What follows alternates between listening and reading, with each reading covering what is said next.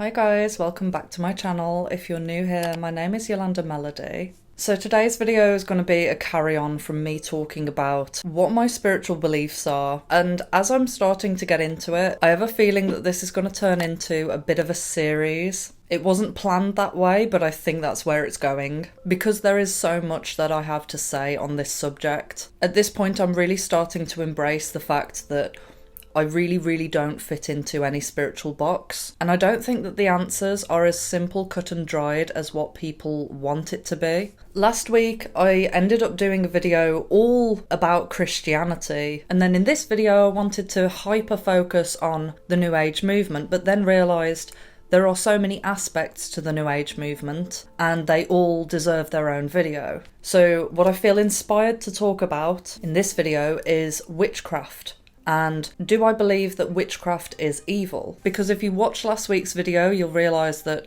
I do have a lot of Christian beliefs. I do pay a lot of attention to scripture, and in scripture it does say that divination and sorcery is completely forbidden. Now, I don't class myself as a Christian, but I've spent a very long time considering what is written in scripture. And I've also had a lot of experiences in my life that have shown me that witchcraft is very real, for one, and should not be taken lightly and can be extremely dangerous.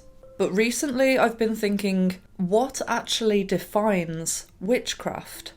Because I know that there are some instances where I have unknowingly used witchcraft, but at the time I had no idea that this was actually classed as witchcraft because it was being peddled as a New Age practice. So let's just look at some of the definitions on Google of what witchcraft actually is. It says here, the practice of magic, especially for evil purposes, the use of spells. It also says that witchcraft is a religious practice involving magic and affinity with nature, usually within a pagan tradition. Another definition is bewitching or fascinating attraction or charm. To me, this sounds extremely broad. These definitions, if you think about it, entail so many things. Let's look at this one. Bewitching or fascinating attraction or charm. If you think about it, music bewitches people. Music is a very powerful tool. If music is good, it will most likely get you into a hypnotic state, which is a form of what it says here. Music can influence people to act a certain way, to live a certain lifestyle, to dress a certain way. I used to create music, and the goal with my production and everything that I create is to give the most enjoyable viewing experience possible to the viewer. If you're not entranced by content or by music, then most of the time you'll click off. Like, if you can't get drawn in, then it's not interesting. And then you look for something else that can draw you in. But let's look at one of the other definitions. The practice of magic, especially for evil purposes, and the use of spells. Evidently, if you're using something for evil purposes, it's evil. There's not really any question about that. But when you think about spells, spells can be a lot of things. If any of you guys have seen my video titled Words Are Spells, you'll know that our language in of itself is spell casting. We are constantly casting spells, whether consciously or unconsciously, through our words. You can set a curse on someone simply with the words that you speak. You can also do it simply by thinking bad thoughts about someone, because you are putting that energy out. Now on to the next definition, a religious practice involving magic and affinity with nature, usually within a pagan tradition.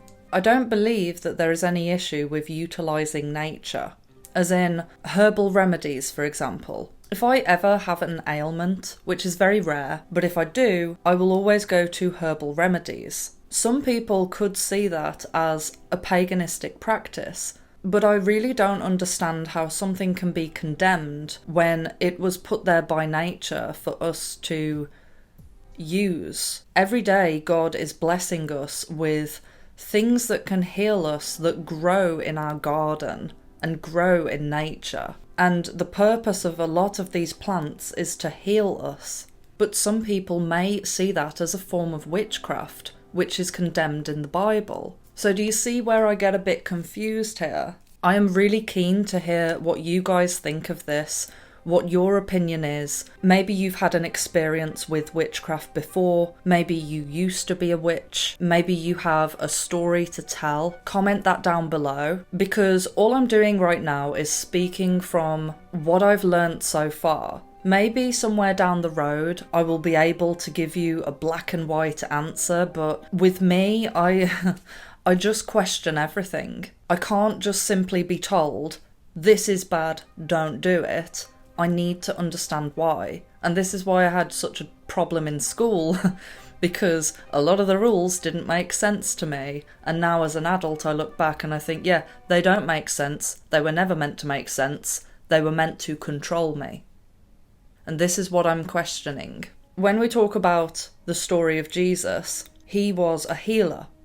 One of the many things that he did was he healed people through the power of what you could say is divination. Some people may have thought or may have labelled that as sorcery, because he would heal people with his hands and with the power that he built within him.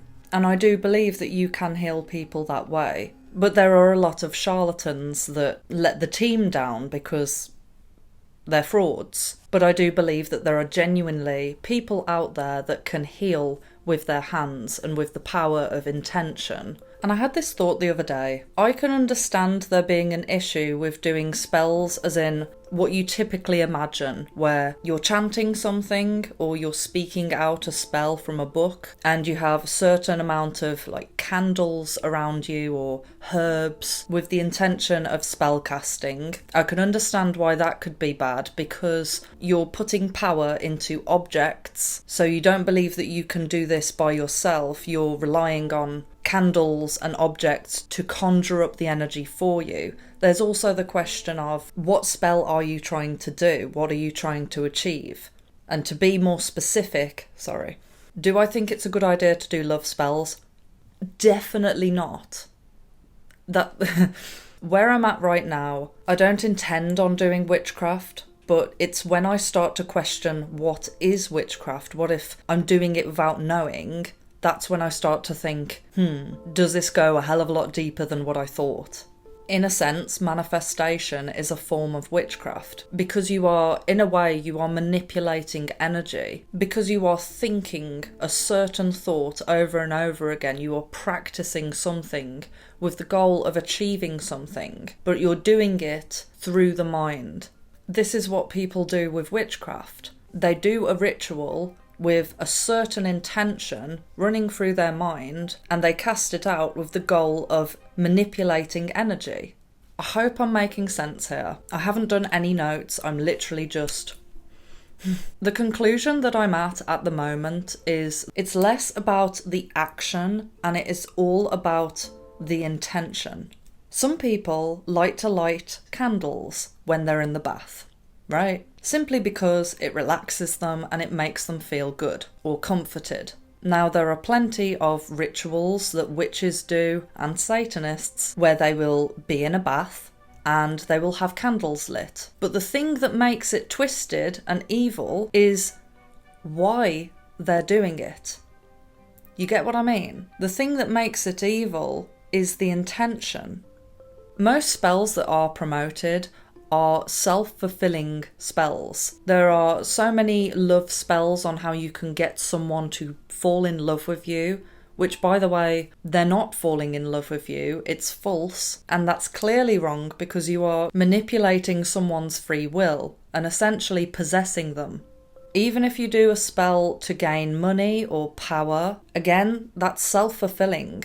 That's not helping anybody else but you.